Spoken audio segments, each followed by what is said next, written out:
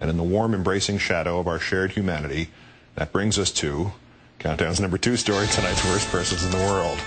Mom always liked this segment best. Countdown's number 2 story, the bronze to the manatee, who opened his hour of delusion by saying, "Welcome to day number 77 at the age of Obama, and it is looking dangerous," and that is our headline on this Monday night. All right, so it starts out with the President of the United States of America telling the rest of the world that America is an arrogant country, and then seemingly apologizing for our engagement in the war on terror, that the 9/11 Commission report said was being waged on us that we weren't paying attention to.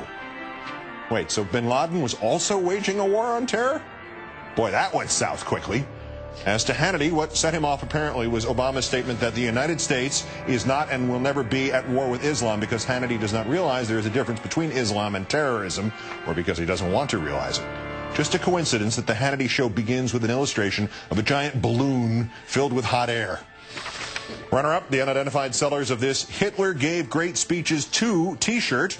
They told the Washington Independent that they had sold out of 3 boxes of the shirt by 3 p.m. Saturday at the Knob Creek machine gun shoot outside Louisville, the gun shoot at which new members were being recruited by the National Rifle Association. And this message to the NRA, if you do not want your organization to become synonymous with racism, treason, hatred, paranoia, and political assassination fantasies, you'd better do something, and fast. Oh, and murdering policemen, I forgot. If you don't want your organization to become synonymous with murdering policemen, bringing us to our winner, Glenn Beck. Richard Poplowski killed 3 Pittsburgh policemen on Saturday because he was afraid of, a friend said, quote, the Obama gun ban that's on the way. And he, quote, didn't like our rights being infringed upon.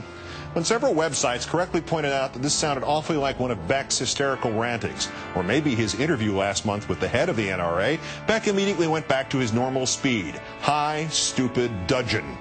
Blaming anyone except that nut job for what happened in Pittsburgh is crazy. Police officers over the weekend were killed by a crazy with a gun, and blaming anybody else besides him is like blaming the flight attendant after a terrorist takes down a plane. Giving passengers a nice little safety talk to prepare them doesn't mean you're responsible should a terrorist actually make that worst-case scenario happen.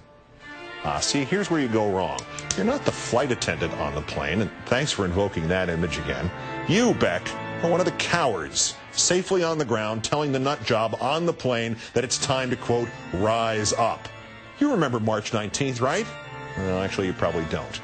The Second Amendment is under fire. We knew that they were going to try to bring the assault weapon ban back, but now they're blaming it on Mexico.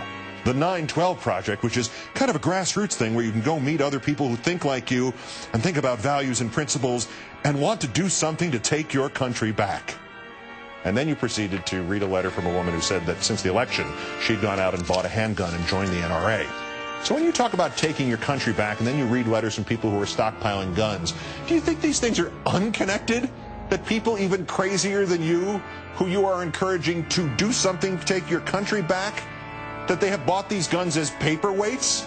They've bought them to shoot other people with. You, Glenn Beck, you personally are encouraging Americans to shoot other Americans. Maybe, especially if you're right about your religion, maybe not this psychotic in Pittsburgh. Maybe he's not your fault. I hope not. But what about the next one, Glenn? You want to cry about something on television? Cry about the next one. Beg him to ignore you. Beg the kids, the next one, orphans, to forgive you. Glenn Beck, today's worst person in the world.